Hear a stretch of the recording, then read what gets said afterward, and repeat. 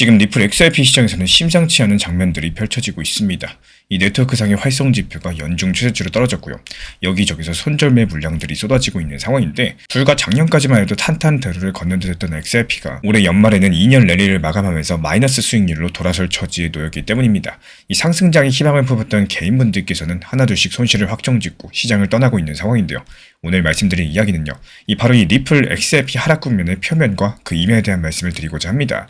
이 겉으로 가격 급락, 그리고 개미들의 퇴장이 보여지고 있지만 그 뒤에서 어떤 보이지 않는 힘과 구조가 움직이고 있는지 낱낱이 파헤쳐 보도록 하겠습니다. 먼저 지금 무슨 일이 벌어졌는지 짚어보겠습니다. 이 리플 XRP 가격이 2023년 81% 급등했고 2024년에는 무려 238% 폭등하면서 2년 연속 상당한 상승률을 기록을 했는데요.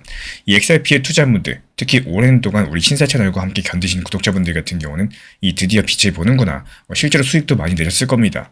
그런데 2025년 말 들어가지고 그 상황이 급변하고 있다는 거고, 이 연초 상승분을 거의 대부분 반납하더니 특히 4분기 들어가지고 가파른 내리막길을 걸어서 현재는 연초 대비 약 11% 정도 하락한 수준인데요. 그러니까 결국에 연간 성적이 마이너스 상태로 돌아선 상황입니다. 이 두 해 연속 이어오던 상승 기록이 깨질 위기다 보니까 심리적으로 충격이 더 클 수밖에 없겠죠. 더더군다나 가격이 떨어지는 동안 눈에 띈 거는 이 시장 투자자들의 행동 변화인데요. 온체인 데이터를 보면은 XRP 보유자들이 상당수 손실을 보고도 팔았다, 관련 사실들이 확인이 됩니다. 이 보통 비트코인 같은 대형 코인들은 하락장에서 웬만하면 안 팔고 버티는 경향이 강한데 언젠가는 다시 오를 거다, 이런 믿음이 있기 때문입니다. 하지만 XRP가 이번 하락장에서 사람들이 그 믿음을 지키지 못했다는 뜻이고요. 그렇다면 이유가 뭘까? 이거를 보겠습니다. 먼저 여기는 두 가지 레벨의 이유가 있습니다.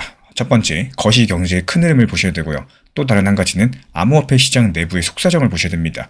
먼저 거시경제부터 짚어볼게요. 지난 2020년 초반, 이 유례없는 통화 완화 덕분에 2021년 암호화폐는 초호황이 있었죠. 그리고 2022년 이후로는 인플레이션을 잡기 위한 금리 인상 러시가 이어졌습니다. 그리고 2025년 지금도 높은 금리 수준이 유지가 되고 있고요. 올해 한 해 경제 같은 경우는 이 고금리의 후폭풍을 체감하는 시기였다는 겁니다. 미국을 비롯해서 주요 국가에서 기업 실적 둔화되고 채권금리 높아지면서 안전자산으로 자금이 이동했습니다. 쉽게 말씀드려서 투자할 돈이 줄어드니까 증시나 코인 시장에 들어올 돈도 말랐다는 거고, 게다가 올해 2025년은 유독 전쟁과 분쟁 뉴스가 많았습니다. 중동의 지정학적 위기라든지 유럽 동부의 분쟁 격화라든지 여러 가지 소식들이 심심찮게 들려오면서 글로벌 투자 심리를 얼어붙게 만들었죠. 여기에 대해서 시장 투자자들이 겁을 먹으면은 가장 먼저 하는 게 뭘까요? 가장 변동성이 큰 자산부터 그냥 팔아버 치워버리는 겁니다. 올해 그 자리에 알트코인들이 존재하고 있었다는 거예요. 그러면 암호화폐 시장 내부에서는 무슨 일이 있었을까요? 먼저 비트코인과 이더리움 같은 중심축은 상대적으로 선방을 했지만 그 외에 대부분 알트들은 4분기 내내 시들한 흐름이었습니다.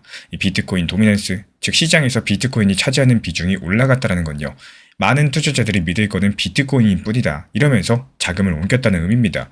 당연히 리플 XRP를 비롯한 알트에는 자금 이탈 압력이 컸겠죠. 그리고 암호화폐 파생상품 시장을 보면 연말로 갈수록 레버리지 포지션이 줄어드는 이런 추세가 뚜렷했습니다. 쉽게 말씀드려서 공격적으로 베팅하는 사람이 줄어들었다는 거고, 다들 관망 모드로 돌아섰다는 겁니다. 이 선물 시장에 돈이 빠진다는 건요, 현물 시장 유동성도 줄어든다는 뜻이니까 가격 반등 동력이 그만큼 약해질 수밖에 없겠죠. 큰 판에서 봤을 때 돈줄이 조여들고 위험자산 기피 분위기, 한쪽 판에서는 알트코인 식어가는 흐름, 이 이중고 속에서 XRP가 위치했던 겁니다. 이런 상황에서 4분기에 무슨 촉매가 있어가지고 상승 반전하기는 정말 쉽지가 않다는 거고, 오히려 이 취약한 투자 심리가 스스로 악순환을 만들었습니다.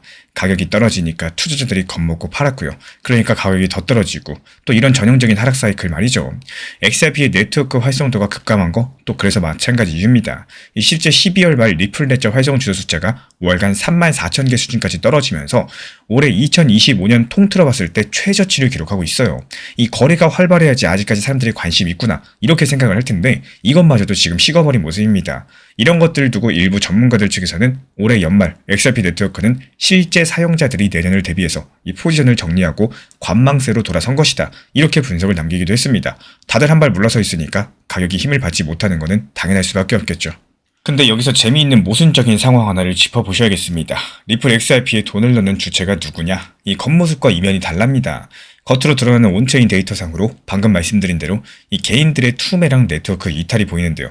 근데 여기에 동시에 또 다른 쪽에서는 XRP에 대한 자금 유입 신호가 잡히고 있습니다.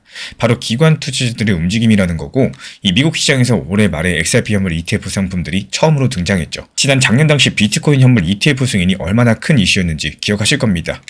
실제로 비트코인 현물 ETF 승인되자마자 하락을 했지만 그 이후로 3배가 넘게 비트코인 상승을 했습니다. 마찬가지로 리플 XRP도요. 이 기관들이 증권 계좌를 통해서 XRP에 투자할 수 있는 길이 열렸다는 거고, 그렇다면 그 결과가 어땠을까요? 놀랍게도 출시 이후에 지금까지 XRP ETF들의 10억 달러 이상, 약 1조 원 이상의 돈이 들어갔습니다. 심지어 한 번도 순유출이 없었다라고 해요. 쉽게 말씀드려가지고 계속 매수세만 있었다라는 거죠. 그렇다면 이걸 누가 지금 계속 사고 있을까? 이거는 물론 그 ETF를 개인도 살 수 있겠지만요. 주로 연기금, 그리고 자산운용사, 이런 큰 손들이 들어왔을 가능성이 높다라는 거. 실제 통계를 보시면요. 일부 비트, 이더리움 ETF에서는 자금이 빠져나갔어요. 근데 XRP 현물 ETF로는요. 오히려 시장 자금이 계속 들어오는 흐름들이 포착이 되고 있다는 겁니다. 이 기관들이 포트폴리오 일부를 비트코인에서 빼가지고 XRP로 이동시키면서 분산 투자를 하고 있다는 해석이 가능하다는 거예요. 그런데 왜 정작 XRP 큰손들은 계속 XRP를 매수하고 사고 있을까요? 겉으로 봤을 때 XRP 전망이 불투명해 보인다라고 할지라도요. 이 뭔가 그들이 보고 있는 긍정적인 가능성이 있기 때문일 겁니다. 바로 XRP가 지닌 독특한 구조적인 위치 때문인데, XRP는 리플 회사가 오랫동안 국제송금 인프라를 겨냥해서 밀어온 코인이죠. 지난 2023년 이때 있었던 SEC랑 소송이 일단락되면서 미국 내에서도 XRP의 법적 지위가 명확해진 상황이고, 그 이후에 은행과 핀테크 기업들과의 제휴가 활발해졌습니다. 리플 회사가 2024년에는요. 달러 연동 스테이블 코인 RLUSD를 XRP 리플 레저상에 발행하면서 자신들의 네트워크를 정식 달러 결제망으로 확장하기 시작을 했다는 거. 게다가 ISO 20022라는 새로운 은행 결제 표준과 호환되는 메시지 기능을 리플 레저가 지원을 하면서 이 향후의 국제 송금 메시지 시스템과 블록체인 결제가 한 방에 연결될 포인트를 선점하고 있기도 합니다. 조금 어려운 얘기지만요. 이 쉽게 말씀드리자면은 은행들이 쓰는 언어, 그리고 블록체인이 쓰는 언어, 이런 것들이 전부 다 소통할 수 있는 총체적인 거시적 환경이 만들어지고 있다는 겁니다. 그리고 또 한 가지, 리플 XRP 관련해서 사람들이 간과하기 쉬운 부분도 있습니다. 바로 리플 회사가 실제 금융 인프라 플레이어로 변모하고 있다는 건데요. 최근 소식에 따르면은 리플이 미국 통화감독청 OCC로부터 국가신탁은행 라이선스를 조건부로 승인받았습니다. 이게 뭘 뜻하냐? 리플이 은행과 유사한 업무를 합법적으로 할 길이 열렸다는 거고, 가상자산 기업이 미국에서 이런 인가를 받는 것은 상당히 이례적인데요. 이 리플은 그동안 회사를 키우기 위해서 엄청난 투자를 해왔습니다. 특히나 올해에만 결제 인프라 회사 여러 것을 인수합병하는데 수십억 달러 썼다라고 해요. 왜 이렇게까지 하는 걸까요? XRP를 둘러싼 생태계를 단단하게 만들겠다는 전략이겠습니다. 가격이 일시적으로 출렁여도 실제 사용을 늘리고 금융권에 파고들면은 결국에 가치는 따라온다라는 큰 그림이겠죠. 이 실제로 리플의 CTO는요. XRP의 진짜 성공 척도는 가격이 아니라 거래량과 유동성이다. 이렇게까지도 언급을 했습니다. 이 말의 의미를 곱씹어 보자면은 XRP를 투자자들의 코인이 아니라 은행과 기업들의 인프라로 만드는, 여기에다가 초점을 맞추고 있다는 뜻이겠습니다. 이제 조금 감이 오실 겁니다. 겉으로 드러난 시장에서는 개미들이 실망해서 떠나고 가격이 주저앉았지만요. 보이지 않는 곳에서는 XRP를 둘러싼 판 자체가 새로 짜이고 있는 상황. 그래서 기관들이 오히려 이런 시기에 뛰어든다는 거고, 정리드리자면 XRP 가격 급락과 개미 투매라는 현상 아래에서는 거시경제 충격 속에서 암호화폐 시장의 재편, 그리고 XRP 생태계의 구조적인 진화라는 이런 흐름들이 동시에 진행이 되고 있다는 거. 한쪽에서는 XRP 망했네 이런 말들이 나오고 있지만요. 또 다른 쪽에서는 XRP 이제 시작인데 이런 움직임이 있다는 겁니다. 이 양면성들을 모두 이해하셔야지만 우리가 이번 이슈의 본질을 볼 수가 있다는 거예요. 이 XRP는 단기 매매로 흔들릴수록 오히려 더 손해보기 쉬운 자산입니다. 기관과 실제 사용이 붙는 구조에서는 현물로 평단을 낮춰가는 전략이 가장 안정적이고요. 이런 관점에서 제가 실제로 체크하는 가격 구간들, 현물 기준 정리본을 따로 안내드리고 있습니다. 참고하실 분들은 고정 댓글창 봐주시면 되고요. 그래서 지금 중요한 거는 우리 구독자분들의 관점입니다. 이 뉴스 제목만 보면은 XRP 활성이 최저치네, 손절매 폭탄이네, 이런 무서운 말들도 가득하죠. 하지만 물론 이런 현상 자체가 부정적입니다. 하지만 그 이면의 구조를 이해하신 분들에게는 이 상황이 꼭 B급으로만 보이지는 않을 겁니다. 약세장 한복판에서 또 판을 갈아엎는 이런 움직임들이 있다는 것을 아셨다면은 우리는 섣부르게 절망하기보다도 또 다음 국면을 준비하셔야 된다는 거. 구체적으로 봤을 때 지금 내 포트폴리오를 재점검하고 내 리스크 관리 수준을 조정하는 겁니다. 그리고 XRP든 다른 코인이든 내가 투자하는 자산에 대한 펀더멘털과 쓰임새를 다시 한번 공부해 보십시오.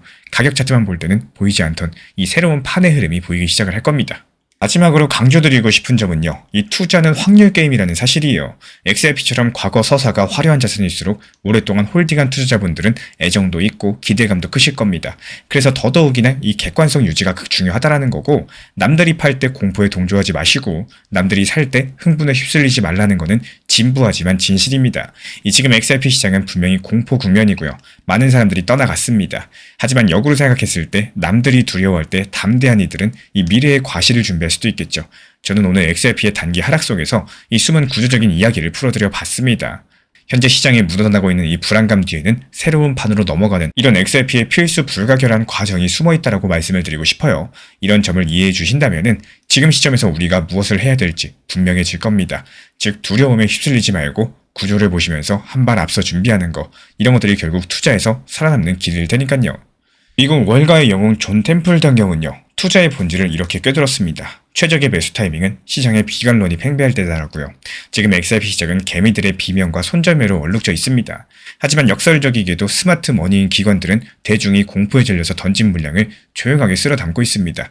겉으로 위기처럼 보이겠지만 이 수면 아래에서는 거대한 금융 인프라로의 진화가 진행 중에 있다는 거.